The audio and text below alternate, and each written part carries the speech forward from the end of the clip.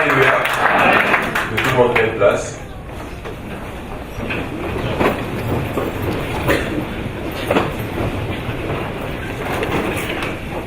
Bonjour tout le monde.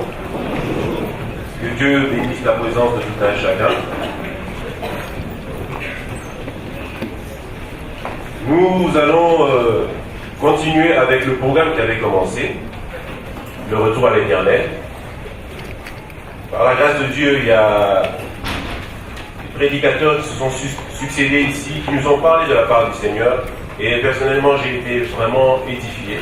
Et je bénis le Seigneur pour toutes ces personnes qui sont passées sur la chair. Le verset clé de notre programme était le verset où Dieu dit « Si mon peuple, sur qui mon nom est invoqué, s'humilie, se détourne de ses mauvaises voies, recherche ma face, je guérirai son pays. » Dieu Chroniques 7, 14. Amen. Et donc, dans ce programme, lors de ce programme, on nous a parlé de la repentance, on nous a parlé du pardon, de rechercher la paix et que ta gloire revienne. Et dans la continuité, nous allons parler, nous, de l'Église. C'est un sujet vraiment vaste, qu'on ne peut pas, qu'on ne peut pas circonscrire en un mois. On peut parler de l'Église tout au long de la vie chrétienne. Amen. Mais par la grâce de Dieu, nous allons juste essayer de poser les fondements, les bases. Alors pourquoi parler de l'Église? Quel est le rapport avec le programme? Quand vous lisez le verset de 2 Chroniques 7, 14, il est écrit « Si mon peuple ». Amen. Et le peuple de Dieu, c'est ça l'Église. Amen. Et c'est pour cela, dans cette continuité, dans cet ordre d'idées, nous allons parler de l'Église. Je bénis le Seigneur parce que l'intervention de l'homme de Dieu, le pasteur Philippe, a vraiment balisé le terrain pour le message, et que Dieu le bénisse. Que Dieu le bénisse vraiment abondamment. Amen. Comme je le disais, c'est un sujet vaste. Il y a des points que je pourrais toucher par la grâce de Dieu, et d'autres, si je ne les touche pas, j'ai la conviction que dans cette assemblée, vous êtes bénis parce qu'il y a beaucoup de prédicateurs qui sont des grâces que Dieu vous a accordées. Amen. Et à ce propos, je vous en supplie, je vous exhorte que, ne serait-ce que dans votre journée, ayez la présence d'esprit de prendre ne serait-ce que 5 minutes pour prier pour les prédicateurs de cette assemblée. Amen. Parce que vous devez comprendre une chose. Quand vous priez pour l'homme de Dieu, je préfère dire prédicateur, quand vous priez, nous sommes tous des frères. Alléluia. Il n'y a pas de personnes exceptionnelles. Nous sommes tous enfants de Dieu. Alléluia. Alors, mais chacun dans une position bien particulière que Dieu lui a conférée. Alléluia. Alors, je reviens à ce que je disais. Quand vous priez pour celui qui vous apporte la parole, en fin de compte, c'est dans votre intérêt. Alléluia. Plus vous allez prier pour celui qui apporte la parole, plus Dieu va le bénir, Dieu va le combler, et en retour, lorsqu'il se tient ici, ce qu'il va dire va être une bénédiction pour vous. Alléluia. Donc, quelque part, quand vous priez pour celui qui vous apporte la parole, vous priez aussi pour votre vie. Alléluia.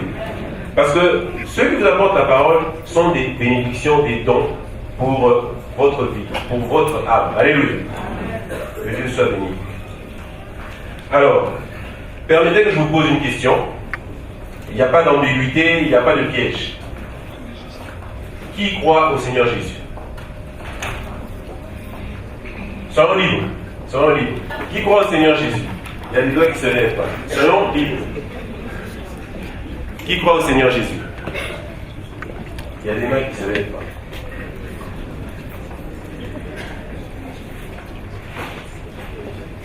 Moi je crois. Qui croit au Seigneur Jésus? Ok. Alors,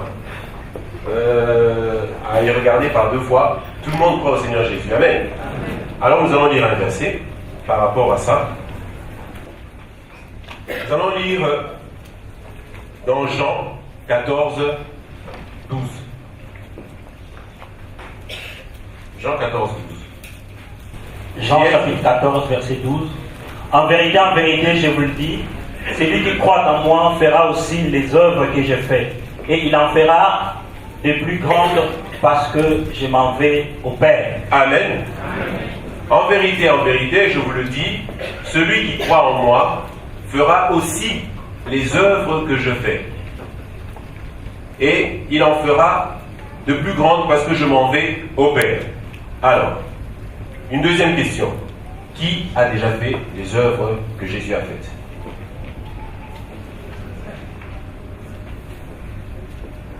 Ok, il y a quelques doigts. Alors, qui en a déjà fait de plus grandes que ce que Jésus a fait?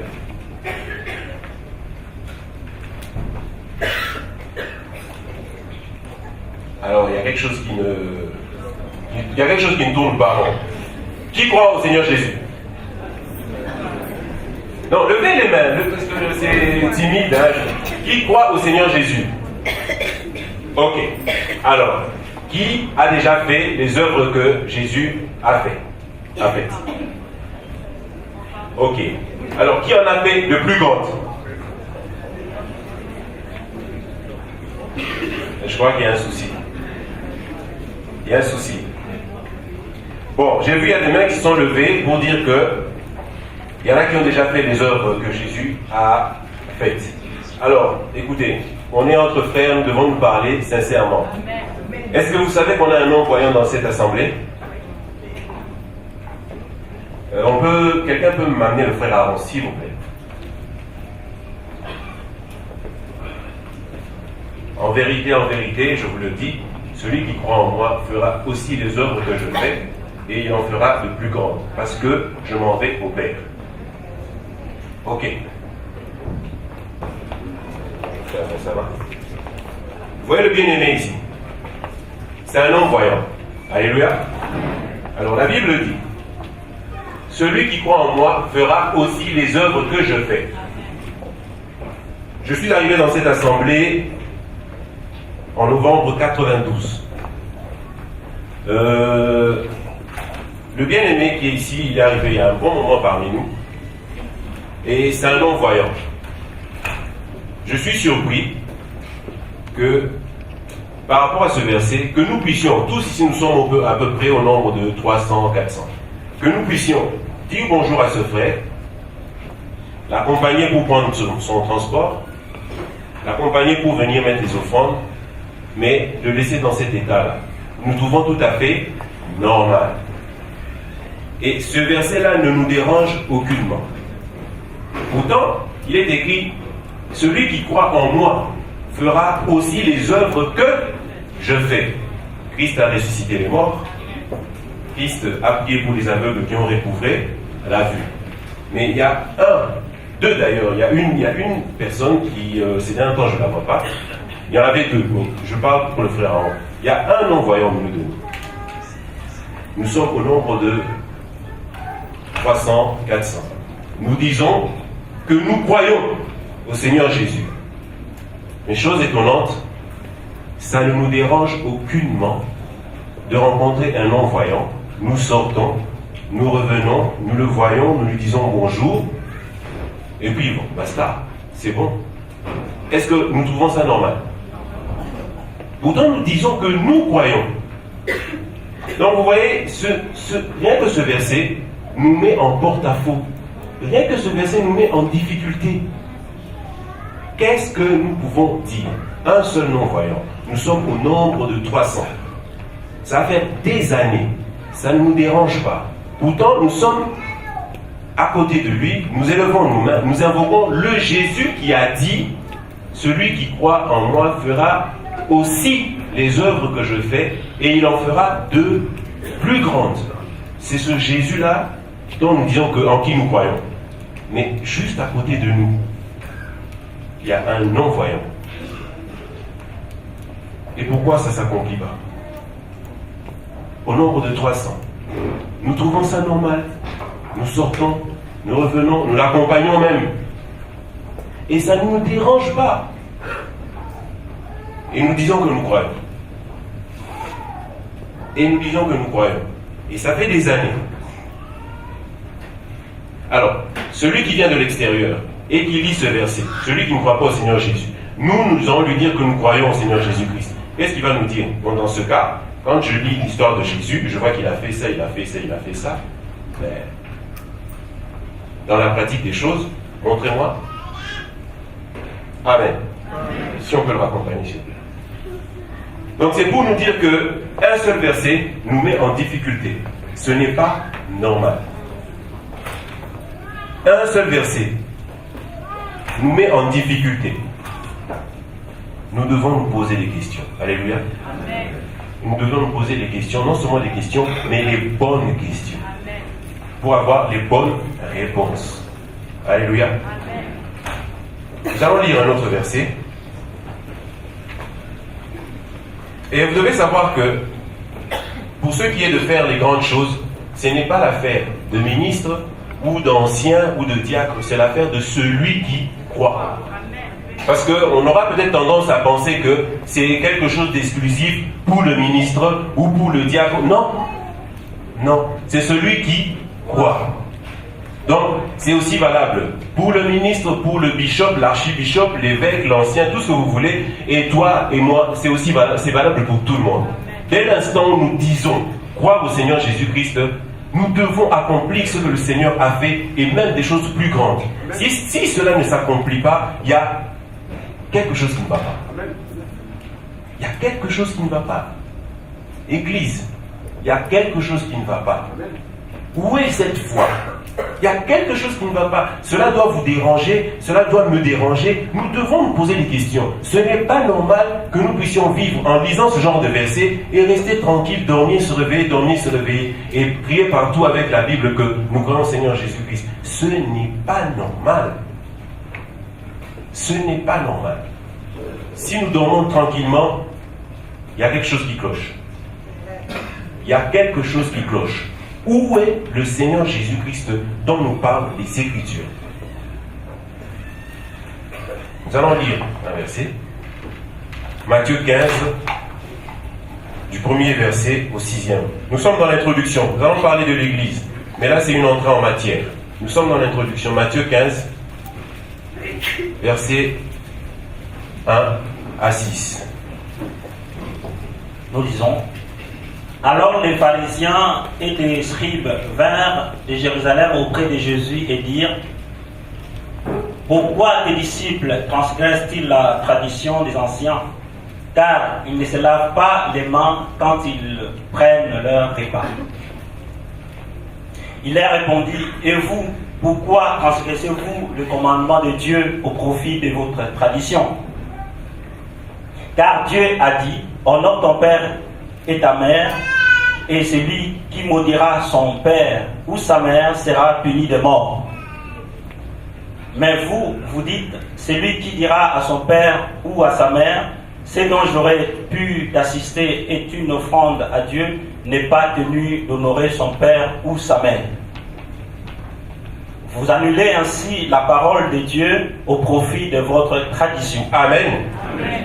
Vous annulez ainsi la parole de Dieu au profit de votre tradition. Christ est en train de parler à ceux qui étaient censés détenir la révélation des choses de Dieu. Amen. Ils sont en train de parler et Christ leur dit quelque chose de capital. Il dit: vous annulez ainsi la parole de Dieu au profit de votre tradition. Il faudrait retenir ce verset. Vous annulez ainsi la parole de Dieu au profit de votre tradition. Qu'est-ce qui se passe? Quand vous lisez les versets de 1 à 6, les pharisiens font un reproche au Seigneur Jésus pour lui dire: mais pourquoi est-ce que tes disciples ne respectent pas la tradition des anciens? Et comme le bien-aimé Azaf l'avait dit, Christ profite de l'occasion pour rétorquer. Christ dit: mais pourquoi vous transgressez le commandement de Dieu? Pourquoi vous transgressez le commandement de Dieu? Et plus loin, et là, il dit: vous annulez ainsi la parole de Dieu au profit de votre tradition. Vous annulez la parole de Dieu au profit de votre tradition. On me remettre le verset 5. Nous allons analyser le verset 5. Nous sommes dans l'église, nous allons y aller pas à pas, mais nous devons comprendre la parole de Dieu, la pensée de Dieu. Alléluia. Amen. Nous devons comprendre la pensée de Dieu. Et je vous en supplie qu'on n'y aille pas à pas. Suivez-moi attentivement.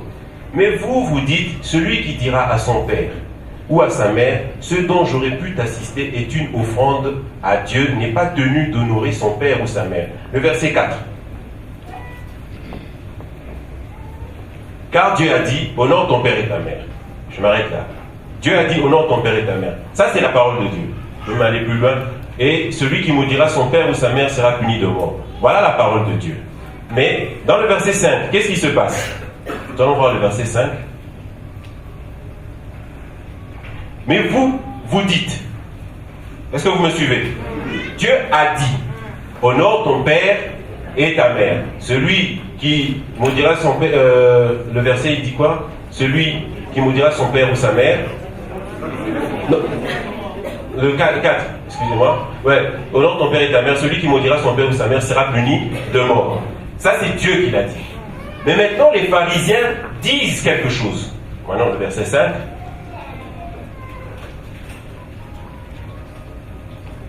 Mais vous, vous dites.